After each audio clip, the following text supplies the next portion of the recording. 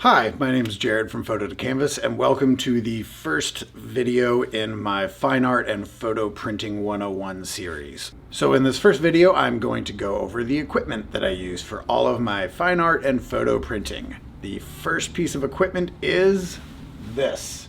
This is a 2021 MacBook Pro 16-inch M1 Ultra with 32 gigs of RAM. So you do not need a computer this heavy duty to print. The reason I got this computer is somewhat future proofing. I want a computer that's going to last me as long as possible without having to replace it, because this was really expensive. It was like $3,300, $3,200, something like that. But also, the thing that really is nice with having a heavy duty computer is the processing of the images. So doing stuff like enlarging. Sometimes with Photoshop, you're working with 1 or 2 gig files, and it's really nice to have a heavy duty computer for that. Now, people have been doing large format fine art and photo printing for years before these M1 models were around. And it's just going to take more time. That's the thing, is the older the computer, the slower it's going to be, the longer the processing is going to take. But I have a backup like 2009 MacBook Pro that with an SSD in it that works just fine for printing if I need it to in a pinch. Just in case I'm having some sort of technical issue, I always have a backup. So yeah, that's my computer. Next is this. It is my Benq SW321C monitor. I absolutely love this monitor. I worked on an iMac for a long time, and they're okay. The colors were pretty accurate because I calibrate everything, but I really don't like the glossy screens.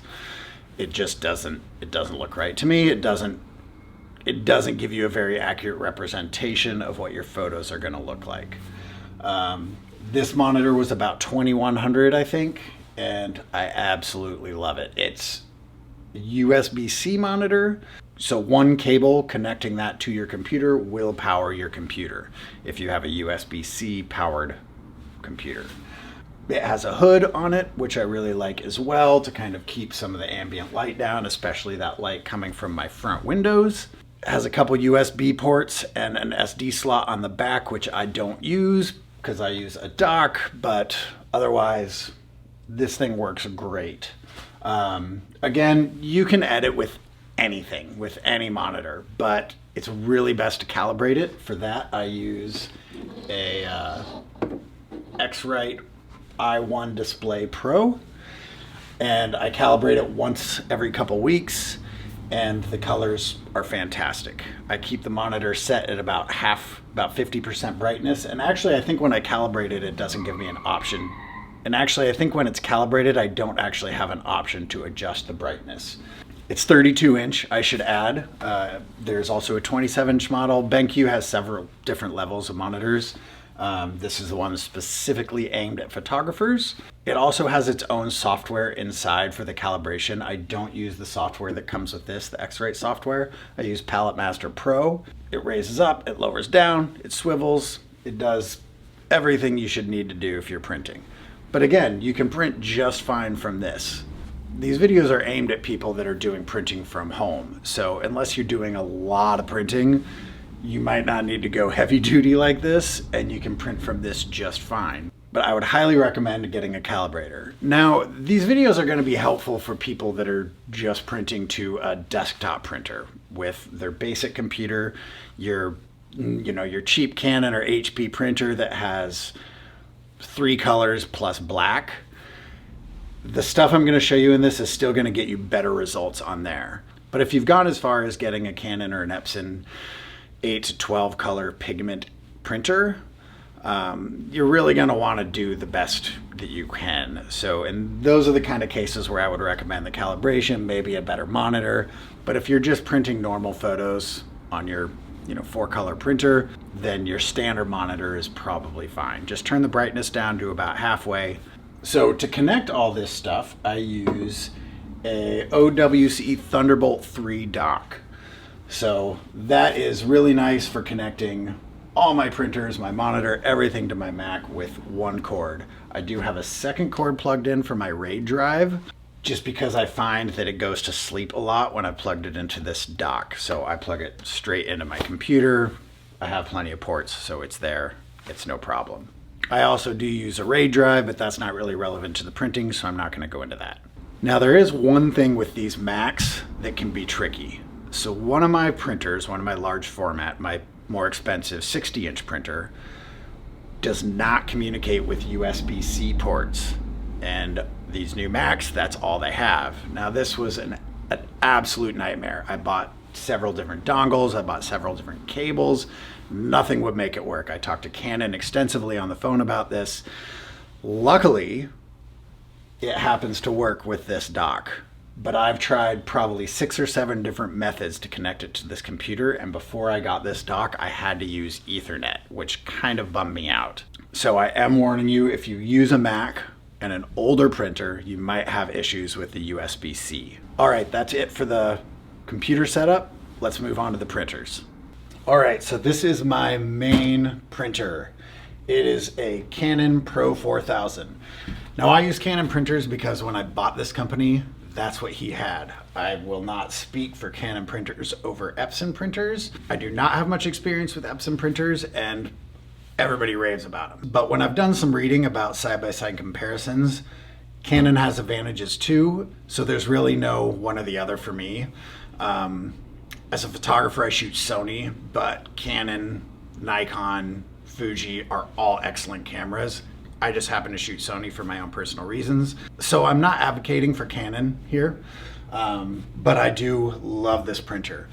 It is 12 color Lucia inks, pigment inks. So it's G-Clay, it's fully archival. Prints up to 44 inches. It works on Wi-Fi, it works USB, it works on Ethernet. I use USB, it seems to be the fastest when I'm sending large files. But there isn't really much else to say about it. It's really a great printer. I absolutely love it, and I can't say enough good things about it. I've never had one issue, and I've been printed thousands of prints on this thing over the last 3 years. Never had one problem with it. All right, next in line, we have this. This is my newest addition. This is an Epson P900. I just got this a couple months ago. Not even that, about a month ago. I had a lot of people asking me to do 5x7s, 4x6s, small prints. I wanted to experiment with greeting cards, with maybe printing some books. And my big printers are roll printers. So I needed something that printed flat stock and printed small. The Pro-4000 only goes down to 8 inches, either direction. So far, I have been really happy with this. It's the first and only Epson printer I own. It is 12 color pigment ink. Now, these different brands and different printers don't use the same 12 colors. They're all CMYK based, so their prints might not be 100% identical, just so you know. But they look really, really close. I haven't had any issues. This will print up to 17 inches. It's actually bigger than I need, but the P700, which is the 13 inches, is a lot more expensive to print. Now, this uses 50 milliliter cartridges. The Pro-4000 uses 300 or 700 milliliter cartridges. The bigger cartridge you can buy, the cheaper your prints are going to be, because the ink, the smaller cartridges, the ink gets significantly more expensive. So for this, the P700 uses 25 milliliter cartridges, which are about 40 bucks. This uses 50 milliliter cartridges, which are about 45 bucks. So I don't know why it's priced that way, but the ink for this is significantly cheaper. So I spent a couple $100 extra, got the bigger printer. It allows me to go to 17 inches if I ever need, but the ink is a little bit cheaper. That reminds me that I didn't mention the ink for this guy. The Lucia ink for 700 milliliters, a little over 200 bucks. For the 300 milliliter, you're looking at about 150 bucks, 125. So it makes a lot more sense for me to buy the bigger cartridges. 12 cartridges at 250 bucks is very expensive for ink for this, but they last me a really long time. It's not like you have to replace them every month. This printer, I'm not really sure about how long the cartridges are going to last yet. The cartridges that came with it are pretty low already, but it sucks a lot of ink to fill the print head. So I'm not really sure yet, but so far I love this thing. All right, so this is the beast. This is a Canon IPF 9400. It is obviously a large format roll printer, 12 color, different from the Pro-4000, different cartridges. So this thing's a bit older. I'm guessing 10, 11 years old. So the interface is a little bit behind, doesn't have Wi-Fi. It's just not as friendly.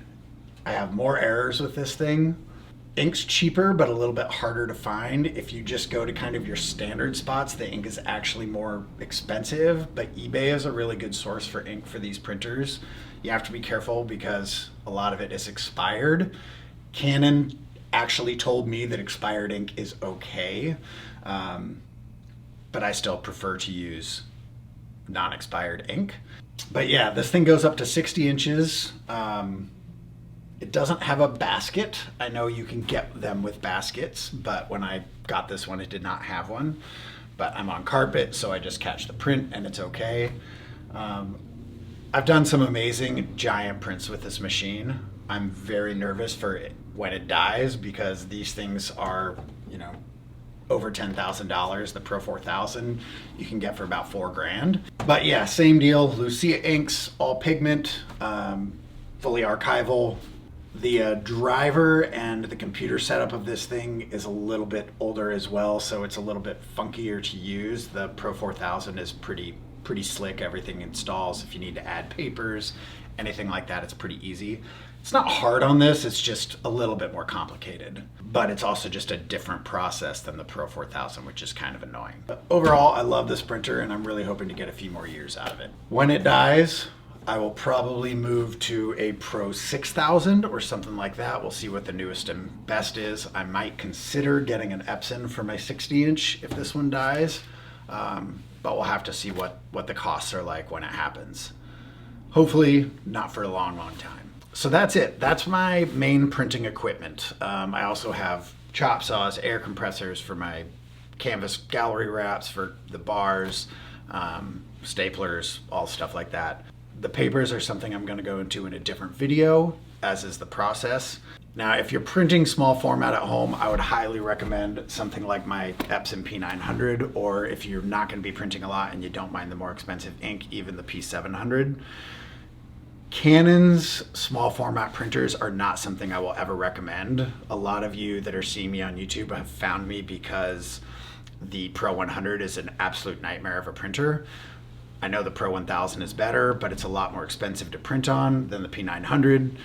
And after my experience with the Pro-100, I'll never recommend buying a small format Canon printer if you're dealing with archival pigment inks. The Pro-100 is dye-based, but it's just a nightmare.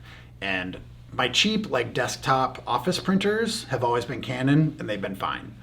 But if you're looking for nice art prints or nice photo prints and you're going more than 4 color, then I would highly recommend switching to Epson. I've never used HP, so I can't speak about HPs. So all right, there's part 1. I hope this was helpful. If it was, please like the video, subscribe to the channel. I'm gonna try to have part 2 done for next week. Part 2 will be about file types. So thanks for watching, and I hope to see you next week.